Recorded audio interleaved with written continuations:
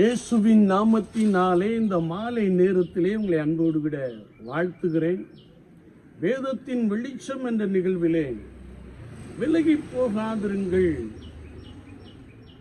போகாதிருக்கும்படியாய் ஆண்டவர் நம்மை அழைத்திருக்கிறார் என்ற வார்த்தையிலே 4வது பகுதியை நாம் இன்றைக்கு தியானிக்க போகிறோம்.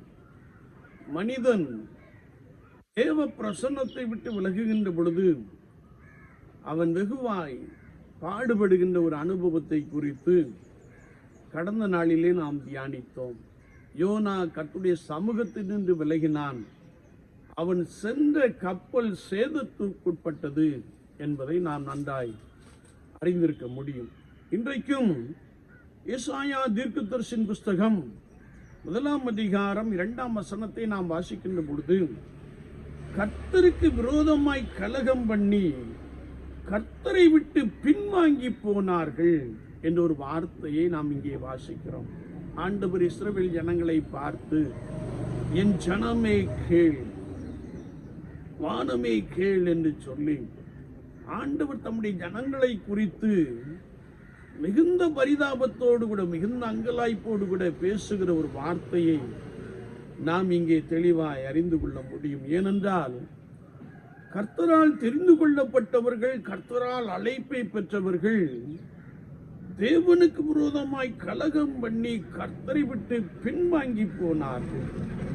பிரசங்கி 5:1 நாம் வாசிக்கின்ற பொழுது, நீ தேவாலயத்திற்கு போகும்போது உன் நடையை காத்துக்கொள், தேவ சமூகத்தில் துணிகரமாய் பேசாதே, மனம் பதறி ஒரு வார்த்தையும் சொல்லாதே, உன் வார்த்தை சுருக்கமாயிருப்பதாக என்று நாம் கர்த்தருடைய வார்த்தையிலே தெளிவாய் அறிந்து கொள்ள முடியும்.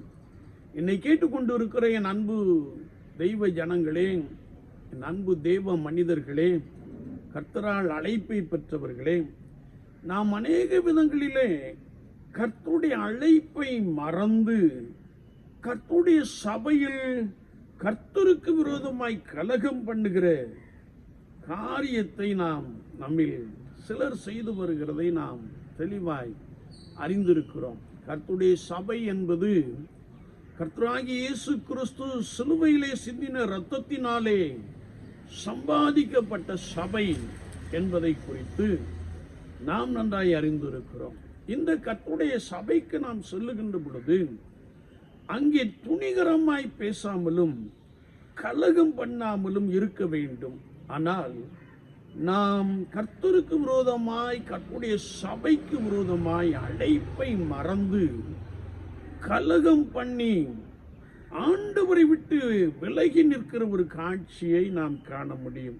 1 தீமோத்தேயு 6:10 நாம் வாசிக்கின்ற போது, பண ஆசை எல்லா தீமைக்கும் வேறாய் இருக்கிறது, சிலர் அதை இச்சித்து விசுவாசத்தை விட்டு விலகி, விசுவாசத்தை விட்டு வழுவி அநேக வேதனைகளினாலே தங்களை உருவ குத்தி கொண்டிருக்கிறார்கள் என்று அப்போஸ்தலனாகிய பரிசுத்த பவுல் சொல்லுகிறார்.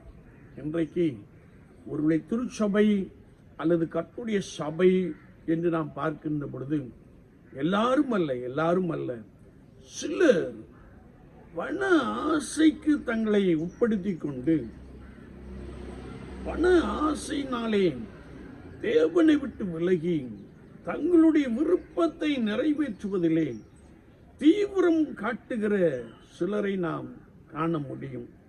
ஏனென்றால் வேதம் சொல்லுகிறது, பண ஆசையினாலே அல்லது பதவி ஆசையினாலே அதை இச்சித்து விசுவாசத்தை விட்டு வழுவி அநேக வேதனைகளாலே தங்களை உருவ குத்தி கொண்டிருக்கிறார்கள் என்ற ஒரு வார்த்தையை நாம் வாசிக்கிறோம். இன்றைக்கு யாரெல்லாம் கர்த்தரை விட்டு விலகுகிறார்களோ, ஒருவேளை மற்ற உலக பிரகாரமான ஒரு எண்ணங்களை வைத்துக் கொண்டு பரிசுத்த தேவனை விட்டு விலகுகிறார்களோ, அவர்கள் தங்களை தாங்களே உருவ குத்தி கொள்ளுகிற காட்சியை குறித்து வசனம் மிக தெளிவாக கற்றுக் கொடுக்கிறது. எனவேதான் ஆண்டவர் சொல்லுகிறார், விலகி போகாதிருங்கள்.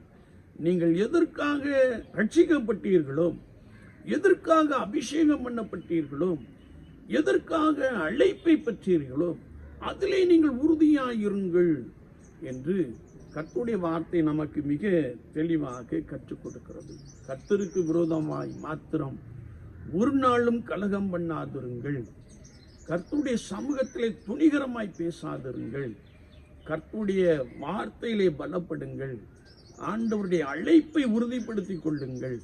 ஒருவேளை அந்த அழைப்பின் மத்தியிலே நீங்கள் நியாயமாயிருந்து வேதனைப்பட்டாலும் கர்த்தர் உங்கள் சத்துருக்களுக்கு முன்பதாக உங்களை உயர்த்த போதுமானவராக இருக்கிறார். அவர் உன் தலையை எண்ணெயால் அபிஷேகம் பண்ணுவார் என்று கர்த்தருடைய வார்த்தை சொல்லுகிறது. என்னை கேட்டுக்கொண்டு இருக்கிற என் அன்பு சகோதரனே, சகோதரியே, விசுவாச வாழ்க்கையிலே ஆண்டவர் அழைத்த அழைப்பிலே நான் உறுதியாய் காணப்படுகிறேனா? சற்று நம்மை நாமே ஆராய்ந்து பார்ப்போம். விலகி போகாதிருக்க ஆண்டவர் நம்மை அழைத்திருக்கிறார். அப்படி என்றால் தேவனோடு கூட இருக்கக்கூடிய அந்த கிருபையை பெற்றவர்களாக நாம் காணப்படுகிறோமா? நம்மை கர்த்தருடைய சமூகத்திலே தாழ்த்தி கொள்வோம். ஆண்டவர் நம்மை பலப்படுத்துவார். ஆவியானவர் உங்களை பலப்படுத்துவார். நீங்கள் அழைப்பிலே உறுதியாய் காணப்படுகின்ற பொழுது கர்த்தர் உங்களோடு விழுந்து உங்களை பலமாய் நடத்துவார். நீங்கள் அதிசயங்களை காண்பீர்கள். ஆண்டவர் தாமே இந்த வார்த்தைகளை கொண்டு உங்களை பலமாய் நடத்துவாராக. ஆமென், ஆமென்.